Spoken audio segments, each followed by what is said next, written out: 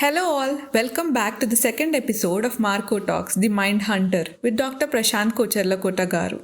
I read some facts about how a criminal's brain might be different. Their frontal lobe might be significantly smaller, there might be a tumor to blame, there might be a genetic predisposition to commit aggressive acts as in Jacob syndrome. In such cases, how does the case trial proceed? Will they still be charged guilty? They will, because our criminal justice system is not so evolved. What's the purpose of the prefrontal lobe being smaller? It doesn't tell you what is right and wrong. Okay, but talking about basically, Nanditha, what you've just described is a sociopath or a psychopath. Okay, president, vice president, like that in terms of power. A sociopath, if you gather up about 1,000 of your friends, 100 of your friends, I could probably find a sociopath in there. Okay, now with sociopaths, the prefrontal lobe, which tells him what is right and wrong, will be slightly smaller. It may not be also. The communication between the prefrontal lobe and the cortex is a little less. It's not that it may be smaller, it's the communication is less. Okay, the interaction. The second part, as you said, the amygdala or adrenal glands. Yes, sir, Amygdala. So, in terms of the part of your brain that should actually be smaller, your amygdala, there's a thing called amygdala hijack. Each of you think back, all of us, let's think back on when we got really angry. Somebody said something to us, somebody whatever, what's the first thing you feel? The head gets hot, right? Then you flush, not blush, not like a bride on her marriage, but you flush. Your face gets red. Okay, your hands become face. This is even hiding it. Even if you're trying to hide it, the amygdala is the part of the brain that's trying to regulate some sort of emotional behavior and everything. The two amygdalae, and the point is this: that yes, there are neurological deficiencies in some smaller section of criminals, but we can't. We have not. Our human civilization, Nanditha, has not come to the point where we are able to do MRIs, CT scans, and say these people are born different. So we need to treat them differently. We need to rehabilitate them. We need to treat them. We need to put them in a psychiatric hospital. We have not come there. The reason is because it's not convenient. If someone says, how can that be? We're very primitive. If someone in your family was attacked, someone you loved very much was attacked by someone, and I came and told you that no, you see the prefrontal lobe is very small, the amygdala are too active, and you say, I don't care. Take his head off. So the thing is that he is primitive, we are not primitive, but our reaction, our desire for justice is also great. So until we get to a more elevated, awakened, enlightened level of criminal justice, we'll never help these people. Sir, is the situation same in the United States and other developed countries, or is it that way only in India? I think it's actually worse in the US. Because there before when I was telling you about, a person who does A will do B, a person who does A, B will do C. It's called profiling. That was my specialization in the US, profiling, looking at a person's body language, behavior, eye movement, nose, everything. The way if you ask me a question and I, rub the right side of my brain, spatial, temporal, everything, trying to understand everything. In the US, it's maybe even worse because we have the majority of inmates are male, African American, or black prisoners. These are people who come from a lower socio-economic background, and they come out, and what we call them are re-offenders. Even in India, anywhere in the world, if you find someone, let's say, who's a thief, okay, a thief, you ask him, you went to jail and came back, how many times did you commit a theft? He'll say, once, I got caught and I'm okay. It's very likely he's done it at least 27, 28, 30 times. He just got caught once. People repeat things. We all repeat things. Suppose you are having a very stressful day. If you eat mirchi bhaji, immediately after that you have some mango ice cream and makes you feel very good. It is very likely that you are going to do that 2, 3, 4 times a month. Okay? You are going to do what works for you. The entire structure of human behavior is this. Okay? Everything, all of human behavior is this. And if you can understand this, you can help anyone, you can change anything in yourself, you would be the greatest physician or whatever you want to be. All of human behavior is based on getting your needs met. Whether you kill someone, whether you are giving 25 crores in donation to a charitable trust, whether you become the President of India, whether you become President of the United States like Donald Trump, everything is based on getting your needs met. The discussion we're having today is about getting our needs met. If you can meet the needs of other people, they will never let you go. Okay? It's about needs, not wants, not desires. If you can meet their needs. Sir, about how we tend to make the same mistake again and again. We all know that dopamine levels increase if a person feels rewarded for their action. So if a convict's dopamine levels increase when he commits a crime, does that mean there's a high chance he might reoffend? Yes. If you look at a convict, before you look at him as a convict, where do most convicts come from? You are assuming, okay, let's assume it's a lower socioeconomic background, okay? He's not, the first time he does a chain snatching, it's not going to be until he's about maybe 16, 17 years old. Before that, it's picking the pocket of somebody he knows. It's taking a pen that he's going to he's going to class. He may have ADHD or dyslexia. Most criminals do have a learning disorder. Dyslexia, ADHD, something.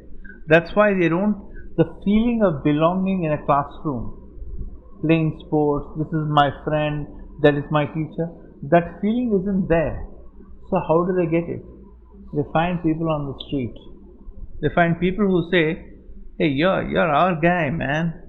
Come on, have a cigarette. Okay? No, my father told I shouldn't smoke cigarette. Hey, come on, you're a hero. You didn't see Shah Rukh Khan in Dawn, the way he threw that cigarette, or Rajinikanth, the way he threw that cigarette.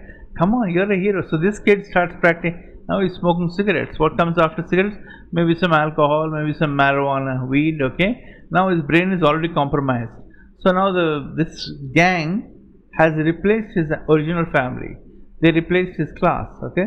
We're talking about deviant behavior. Why do people repeat deviant behavior? It's called recidivism, okay? Why do they keep on doing it even after being punished? What's the likelihood of doing it? That is called recidivism. There's a study on that. So you take a person, it's in the beginning it doesn't make him feel good, him or her, okay? In the beginning it doesn't make them feel good. All it does is that it makes them feel good to be a part of something bigger than themselves. Why does a person go to a temple? Why does a person join a college?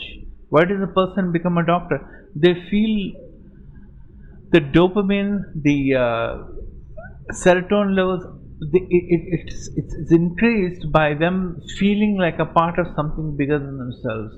In fact, that is one of our greatest fears. It is not death. One of our greatest fears is not death. It's not getting married. It's not getting into medical college, PG or UG. Our greatest fear is that the people around us find out something about us and they ostracize us. They throw us out. This is every human being's greatest fear. The reason is this, very simply this, and this is about the criminal that you're talking about.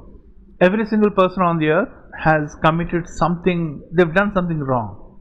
They hurt somebody. Maybe when they were 6 years old, they said something to their grandma, and grandma died 2 days afterwards. They can't forgive themselves. Every single person on this earth has been hurt very badly by someone.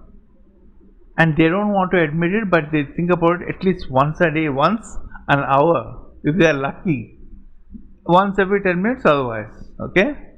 Some person they met in high school and they were very handsome or very beautiful, whatever, that person, whatever. My point is this, they want to belong. We are social beings, we want to belong. So, my point is this, you will do what you have to do to belong. You will dress, you'll comb your hair, you'll wear the right clothes, you'll do everything in order to belong. Now, what about a person who can't study? What about a person who can't get along in his family? Maybe the father is an alcoholic. Maybe the mother has. They will find someone outside on the streets where they will belong. Now, that is their level of sort of duty or standard of behavior. How you can fool other people, take their money and go. Jail does nothing. Jail is, putting them in jail does nothing. It just locks them up for a little while. Okay, because there's other things to consider. There's alcohol, there's substances that they also use. That's a part of that lifestyle. So when you bring in all of these things, where does this person ever get better? Where do they ever have a chance at life? They were born to be this. So before we put down criminals or whatever it is, anybody, we have to understand they had no chance. Hi, sir. Yeah, so I have a question regarding what makes a successful psychopath? I mean, will it be possible for a psychopath to not to act upon his urges and lead a most possible normal life? I mean, will it be possible for him to do that? Yes. Now there's a TV show called Dexter. No, yeah, of course, psychopaths can lead a normal life, but there are a couple of things that are missing in a psychopath. You have to understand what a psychopath is, okay? It's not just the formation of the brain. They don't feel fear, okay? They gain. Suppose I tell you that was a wonderful question. You may say, okay, good, thank you, sir, uncle, sir, doctor, whatever it is, right? You'd say that to a psychopath, that was a great question. They'll think, idiot, don't you think I know that? I am more intelligent than you. Most psychopaths always walk around thinking that, what can I do to first fool a person, take something from them, harm them, and they don't feel fear, they don't feel guilt. Now, if you don't feel fear or guilt from early childhood, meaning age 3 or 4, where are you going to learn what is right and wrong? If you don't understand what is right and wrong, then you're going to do things that will make you feel good. See, we understand psychopaths to be people who kill other people. No. Psychopaths are not people who walk around with a doctor's bag full of scalpels and everything else like that. Cutting the. These are all movies. The majority of psychopaths, the ones that I've seen also, are the ones who they could be bankers. There was a chap in America. His name was Bernie Madoff. He created an investment scheme for hundreds of people where he took the money of the people below and paid to the money of the people above. It was a scam. He felt no guilt about it. Psychopaths could be a general. It could be a general and a very respected general in an army. A psychopath could be a surgeon. Okay, a surgeon who says, I don't want to go to jail, but I love to cut people. I love to cut people. I love the feeling of that scalpel on skin and the blood coming out. I love that feeling, but I'll go to jail. So what I'll do, I'll become a neurosurgeon. I'll become an orthopedic surgeon if I really want to get some cracking sounds also. But I won't go to jail. I'll get paid for it. Okay. Please understand at this point, you know what I'm going to say. People who are surgeons are not psychopaths. It's the opposite. Some psychopaths who are also very intelligent and who are in control of their impulses, they decide to take on roles, professions, and activities which reward them, which make them look good. You've heard of the term God complex, right, among doctors? Most of the time that you hear of a doctor who's got a God complex, the reason that they may have that is because they don't have empathy. Psychopaths do not have empathy, they don't have guilt. They feel, for example, let's say, okay, if I was a psychopath and you are with the police and I've got a body in the dicky, okay, and I'm going full 120 kilometers per hour in a highway. Now I see 10 police cars with red lights. What do you think I feel? Anybody else, they'll have a heart attack. Oh my God, I'm caught. The psychopath will think, this is great. Let's see what will happen when the first police car pulls over. I'm going to fool that guy. I'm going to speak to him in such a way. I'm going to, whatever it is, that is what they get there. You know, this thing in, I want to use a word with you all, it's called currency, okay? Every single one of you has a currency. Currency is what makes you want to live, okay? For one of you, it might be, though all of you are studying medicine, one of you might say, no, my real currency is, I want to see my parents happy. When my father blesses me, whenever I go for an exam, he puts his hand on my head and says, God bless you, beta. You know, that is my currency. Seeing the smile, that glow on their face. Another person says the currency is, I really, you know, I want to go to US, I want to go to the UK. That's my goal. That's my currency. If I talk about that topic with you, you'll come to life, right? Currency is anything you talk to a person about. If you can listen to a person very carefully. Before I talked about if you attend Shadika Rishta, you know, Pedli Chupulu, whatever, you know, boy and girl meeting a first time, find out what the currency is. What is it that makes that boy really sets him on fire? What is it that sets the girl on fire? It should be the same. When you find out what it's, you don't have to ask many questions. Ask a few questions. People love to communicate. Same thing with psychopaths. Psychopaths love to communicate. Okay? The only 1994, I think, or 93, my mentor took me to see a serial killer. He was a psychopath. He was a sociopath, psychopath. This guy felt no guilt for it. He was the most charming person I ever met. And he said, when I walked into the room, he said, Namaste. With an American accent, he said, Namaste. He said, I heard you are coming. And he said, can I get you? It was as if I went to his house. He said, can I get you some coffee? I said, you can't take the chains off your hands. What are you going to do? How are you going to get me coffee? But he was so charming. I really wanted to have, gone to a cafe coffee day with this guy and talked to him. But I would not have returned home. Okay, my point is this. Psychopaths, sociopaths, they are extremely charming because they don't have guilt. They don't have the usual censorship filters that we all do, and that's how they're different. It doesn't mean that every person that you meet that's charming is going to be a psychopath. Did I answer your question or? Yes, sir, you did answer my question. So, moving on. So, during this pandemic, many of us have developed new hobbies. Some of them had gone into gardening, some had picked up a new instrument. So, being involved with these instruments and plants and some new hobbies, will it help us to overcome our anxiety or antisocial behaviors?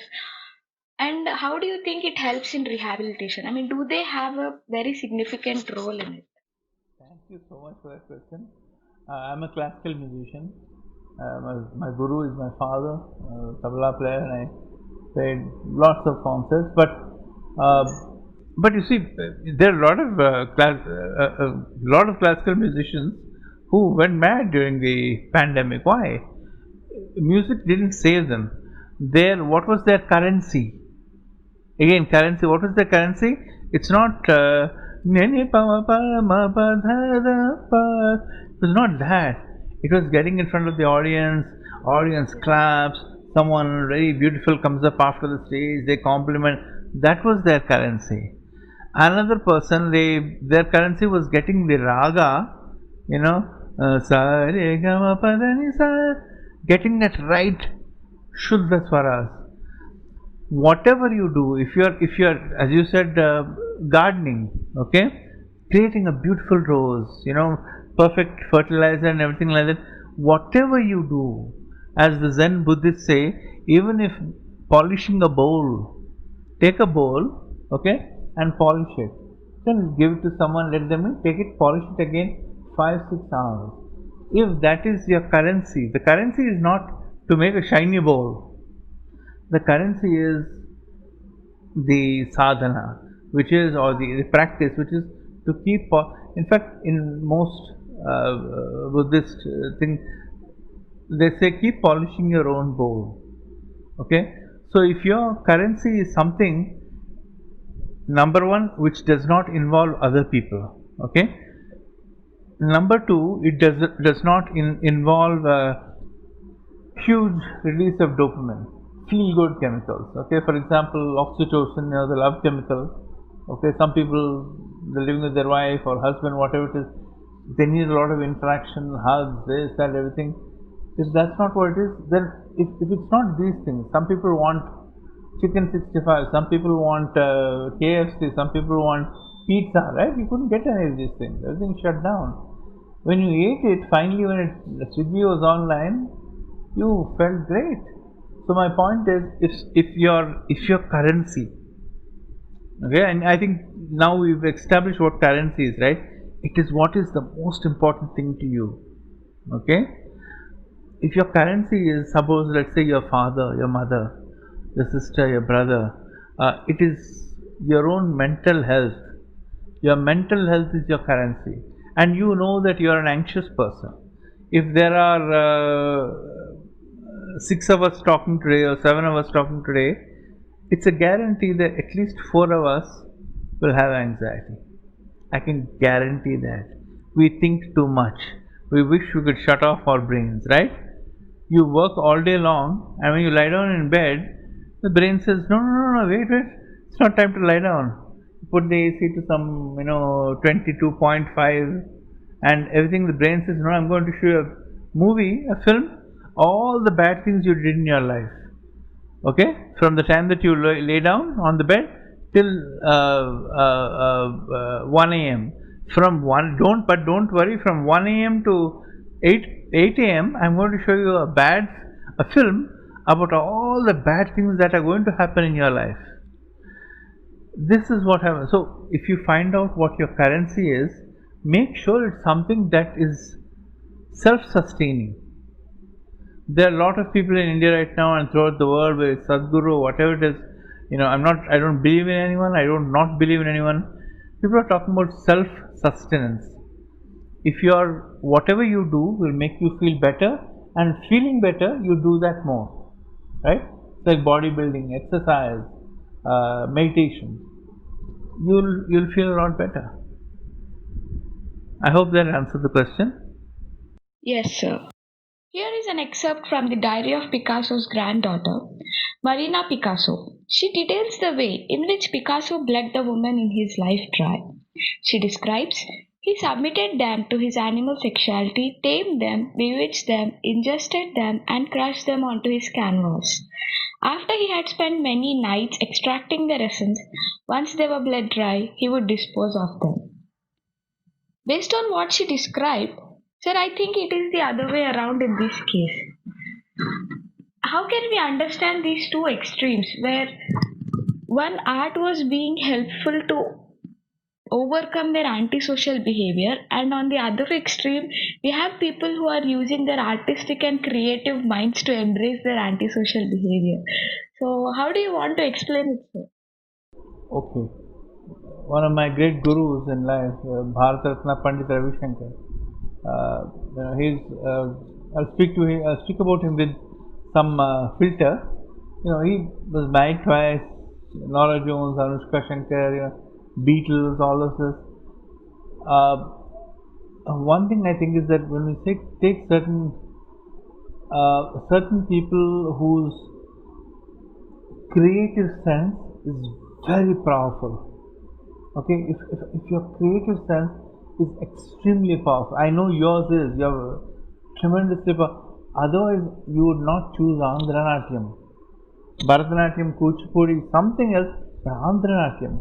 That's why when you told me Andhra-natyam, immediately I thought, Nataraj Ramakrishna Garu and Janardhan Garu, Ramesh, Kala Krishna, great. The power, the force, you need 2-3 mridangams to keep one dancer dancing, and the creative energy within you would be so high. Now imagine, take any other person, okay, who has that creative energy. You sort out medicine as your way of self-expression. Now there's Andhra-natyam, classical dance, okay, Shastriya Natyam, and also medicine. What a doctor you're going to make! My point is this: that most people have one, okay, and if your passion does not contain your need to express, you're going to express it to other people. I don't think Picasso would have gone after other women the way somebody like Van Gogh or others like that. People came to him because he's a more recent painter, right? Last 100 years. So he was bald. He was old. He was older. Even in those years, people came to him because he was a genius. If you look at his paintings, you don't think that. You thought maybe someone's child made it. But there was something in his paintings that was great. My point is this, very simply this. If you, best example I'll give you is this. If I go to, who is one of your favorite musicians? T.M. Krishna. T.M. Krishna, right? He experiments with everything. He's a very he's a great singer. Okay. If you go to T.M. Krishna and say, why do you treat your driver this way? And he'll say, when you came to me, okay, did you come to me to check out my hairstyle? Did you come to me to see why I wear these shirts? He doesn't wear kurtas, he wears some shirts with a lapel general's collar and pockets. He doesn't look like a singer, but he's one of our biggest singers. He'll say, why did you come to me? What would you say? Why did you come to meet me? You have 5 minutes to meet T.M. Krishna in his house. Why would you have gone to meet him? You can ask him questions and all that. He'll say, why did you come to meet me? Listen to his voice. He said, my voice, right? My sangeetam, my shastriya sangeetam, my ragalapana, my all this swarakalpana, all these things, but you didn't want to come to ask me who my tailor is. You don't want to know how I talk to my driver. You came to find out my relationship with music. I think we all need to do this sometimes. When we find out someone who is our hero, whether it's Elvis Presley or it's Madonna or it's Lady Gaga or it's A.R. Rahman or Lata, anybody, keep it to that. Keep it to that. That's a very beautiful story I have, but I won't take up time. When you like someone, don't keep on focusing on the things that they do wrong, unless they come to you for help to repair those things. We have a tendency that we don't look at the person, the area that we love about them. We look at the whole circle. I know in India we take a white wall and put a black dot. What do you see? No, that's too easy. That's too easy. Your intellect, all of your intellects are too high, are too well formed for that. What I am saying instead is, when you like something in someone, keep it at that. Okay? Suppose you come to me and you like the way that, I don't know, the fact that the way I treat my students, I'm dedicated to my field, 33 years. But then you say, but he's also bald. Why mix the two? Okay? No, I want someone with this 33 years of experience, but also, full afro of hair, jada, a braid. Keep the two separate. We human beings need to criticize. We have this urge to do that. So keep it separate and you'll have wonderful friendships also. Thanks for such an enlightening discussion.